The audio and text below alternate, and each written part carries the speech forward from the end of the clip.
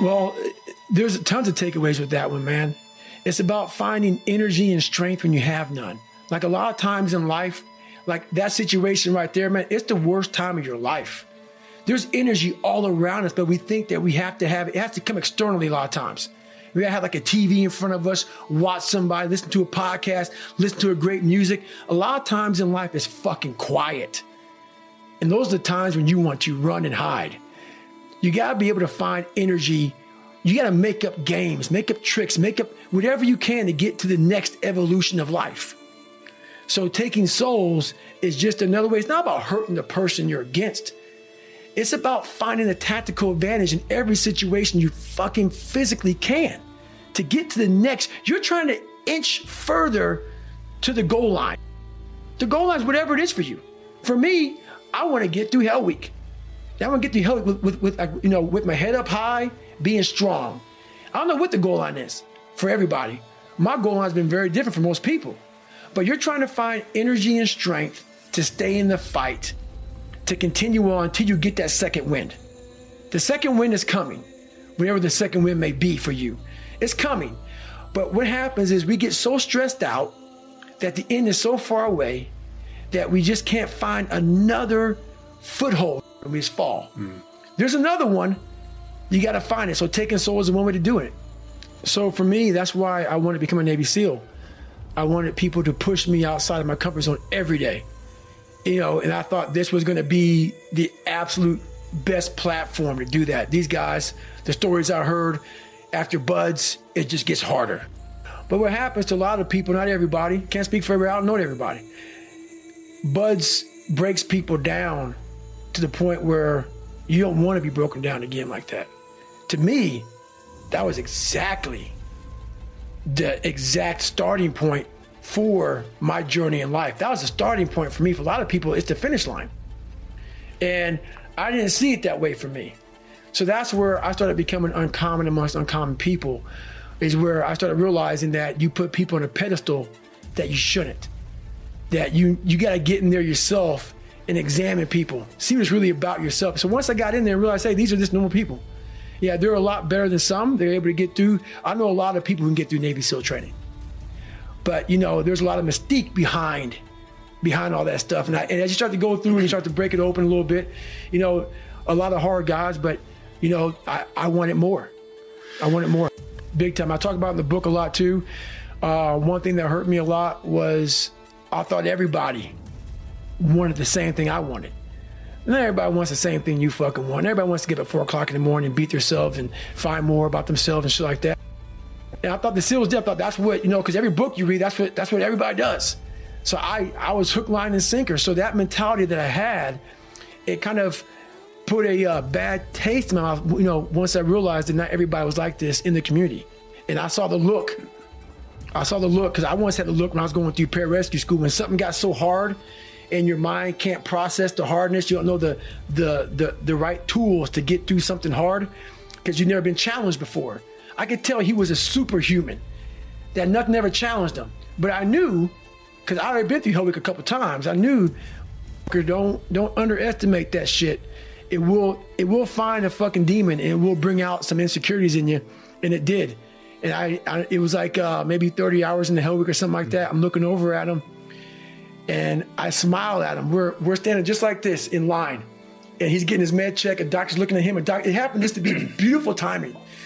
And I'm sitting there, I'm getting med checked, and I'm looking at him, and his eyes says he's 1,000 yards still looking right through me. And he's getting med checked, and I'm looking at him. And before all this happened, I told him, I said, don't underestimate this, man. He goes, I can't ever see myself quitting shit, Goggins. I go, watch out. I go, this motherfucker will get in your head. I go, the end is a long way away. So we're sitting there eye to eye, and he didn't see me. I'm right in front of him. And I can tell he's thinking he has that quitting mind starting up. And next thing I knew, man, a car pulls up, and he rolled out. He rings the bell and he quits. But he's a great human being, hard motherfucker.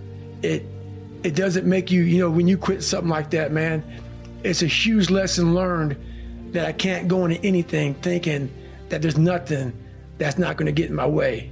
You got to be prepared for all those obstacles. Why do you want to challenge? because that's what you're built for.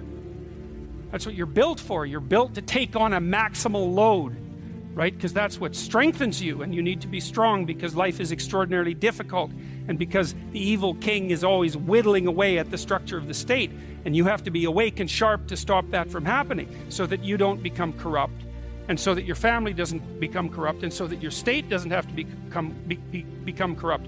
You have to have your eyes open and your wits sharp and your words at the ready, and you have to be educated, and you have to know about your history, and you have to know how to think, and you have to know how to read, and you have to know how to speak, and you have to know how to aim, and you have to be willing to hoist the troubles of the world up on your shoulders. And what's so interesting about that, so remarkable, and this is something that's really manifested itself to me as I've been doing these public lectures. I've been talking about responsibility to people, which doesn't seem to happen very often anymore, and the audiences are dead quiet, and I lay out this idea that life is tragedy tainted by malevolence, and everyone says, yeah, well, we always suspected that. No one has ever said it quite so bluntly, and it's quite a relief to hear that I'm not the only person who has those suspicions. And then the second part of that is the better part, and it's the optimistic part, which is, despite the fact that life is a tragedy tainted by malevolence, at every level of existence, there's something about the human spirit that can thrive under precisely those conditions if we allow that to occur. Because as difficult as life is, and as horrible as we are, our capacity to deal with that catastrophe and to transcend that malevolent spirit is more powerful than that reality itself. And that's the fundamental issue. I think that's the fundamental issue of the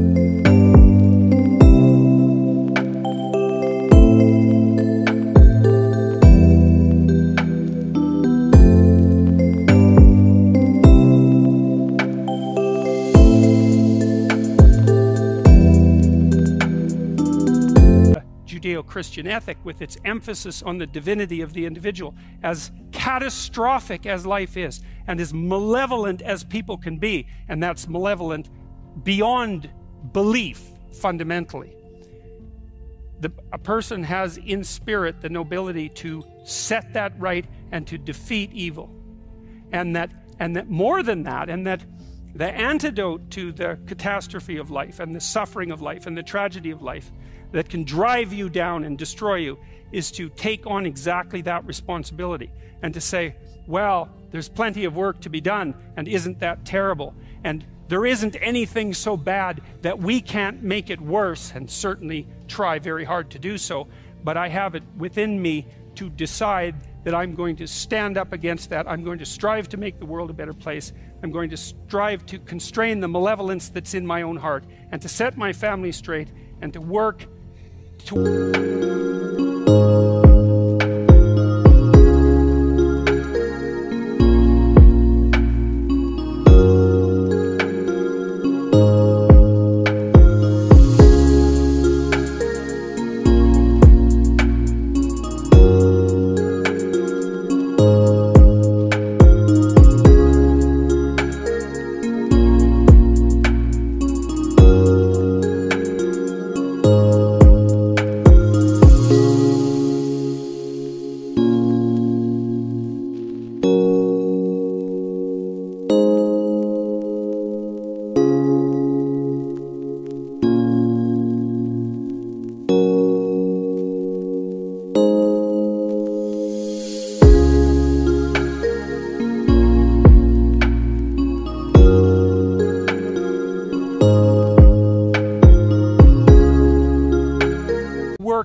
despite my tragic lot, for the betterment of everything that's in front of me. And the consequence of that, the immediate consequence of that, is that when you make the decision to take on all of that voluntarily, which is to stand up straight, by the way, with your shoulders back, to take on all that on voluntarily, as soon as you make that decision, then all the catastrophe justifies itself in the nobility of your striving. And that's what it means to be an individual. This idea is what enables people to transcend their suffering. And Buddha said, well, don't be too attached to things. And what does that mean? It doesn't mean deny the world. It might mean deny the world if you're too in love with the material, like with material well-being, let's say, then your pathway to transcendence and meaning might be to abandon that, because it's constraining you. It's making you less than you could be. But the fundamental lesson, the more fundamental...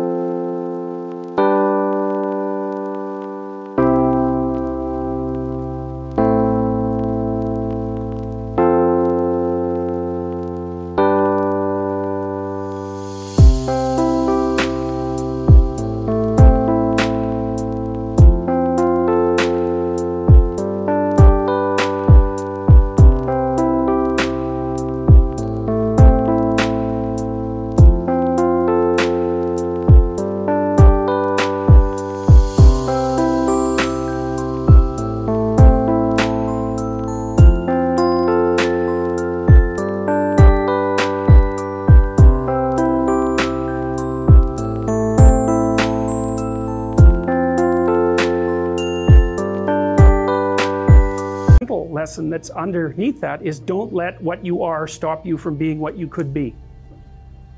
Right. And so then the question is, well, what do you identify with? Do you identify with what you are? Then you're a tyrant. Do you identify with chaos? Because that's the opposite of order, say. Then you're nihilistic. Well, you don't identify with either of those. You know that they're both necessary. You know that you have to live with both of them, but you identify with the capacity to continually transcend what you are. And then you seek out error. That's what humility is. It's like, I'm error-ridden. It's like, so I want to put myself in a situation where I can discover one of my errors, hopefully not in a way that's going to knock me completely out of the game, right? I want to seek out a challenge. I want to find out where my limits are. I want to find out where there's not enough of me yet.